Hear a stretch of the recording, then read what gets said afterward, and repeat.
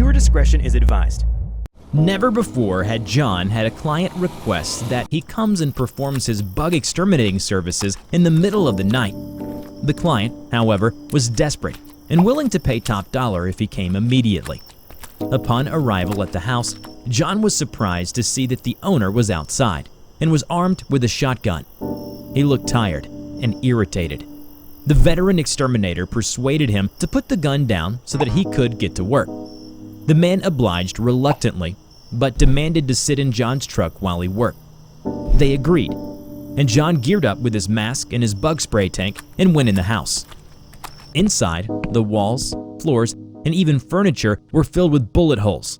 They seemed like the results of the man's shotgun. Silly man. Oh no, a spider. Pow, pow, pow, pow, pow.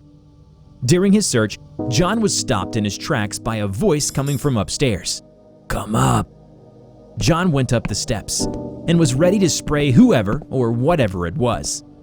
He entered a room upstairs and saw at the far end a writhing mass in the shape of a man. Deeply disturbed by this, John instinctively pulled the trigger and sprayed at it. That served to only anger the collective mass of what he could see was made up of odd brown worms he had never seen before. No, pain! It rasped out as it broke into a tidal wave of worms and washed over John. The creatures invaded his orifices and began to consume his flesh. Outside, the homeowner heard John's shouts and immediately turned on the truck and left the scene. Hello everybody, I'm TheRubber. Today, we bring you a SCP Foundation EUCLID class object, SCP-906.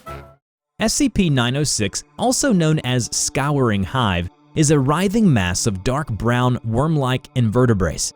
They move in unison and have the capability to come together and create a humanoid body.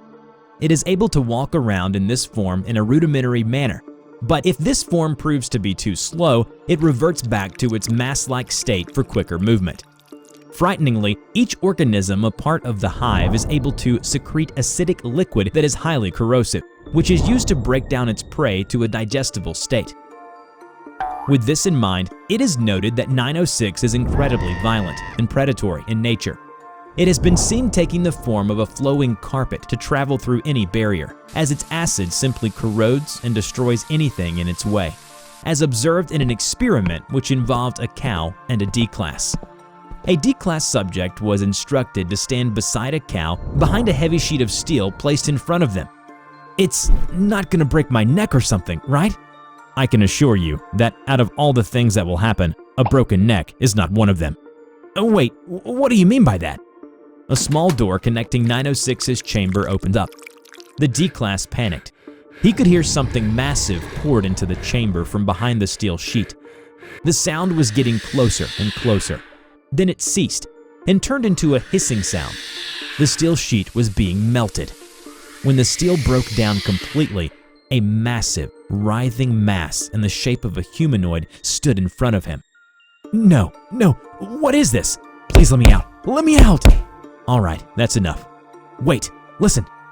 Before 906 began to devour the D-class, yet another puzzling aspect of 906 caught Dr. Locke's attention. Its ability to mimic human speech. It sounded coarse, raspy, and crude. And just before it attacked, it would emit sounds something like laughter and felt taunting, suggesting a certain degree of sentience. Let me out, no. 906 then collapsed to a carpet-like state and overwhelmed him. Dr. Locke was fascinated by the spectacle unfolding in front of his eyes, while the tormented screams of the D-class filled the chamber. Most fascinating. When 906 was done with the D-class, nothing but bones remained.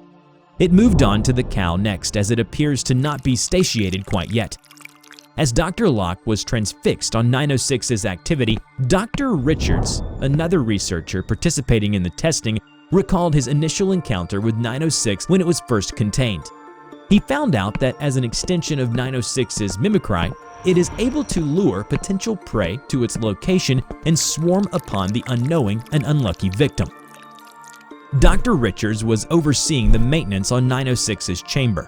When he was alone, as the maintenance staff went to go report on the job they had just finished, he heard his name being spoken faintly. He put it down to just being groggy and tired from a near 15-hour shift.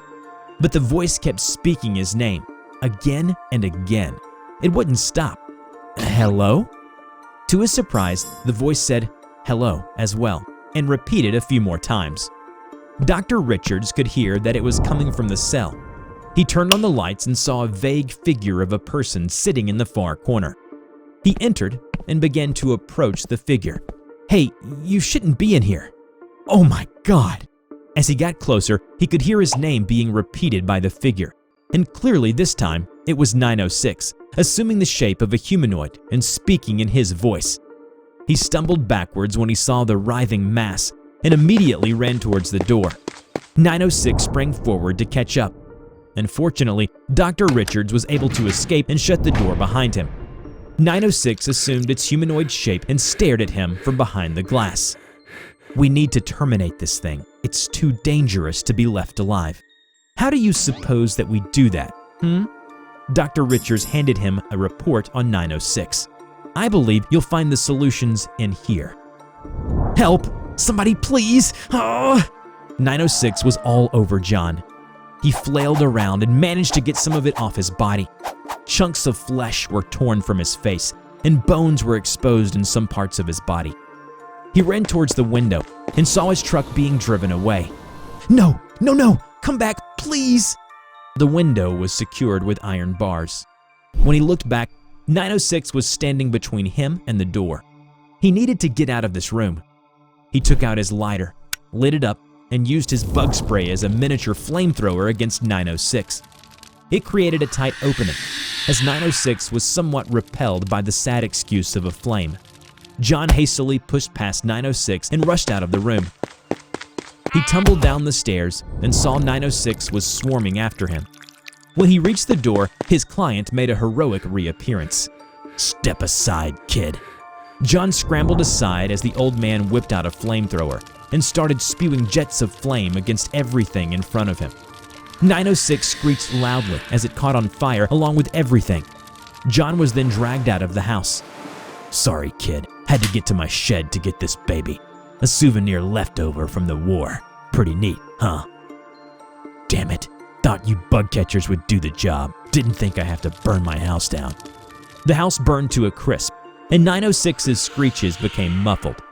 Since the incident, the Foundation was alerted to the existence of 906, and has noted that from the first-hand account of John and his client, that incineration and potentially freezing can terminate 906, despite its ability to create more of itself through regeneration.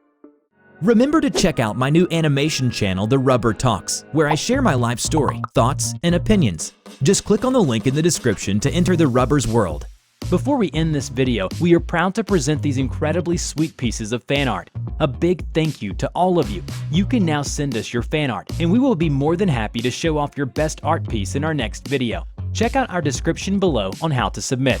I hope you enjoyed today's video.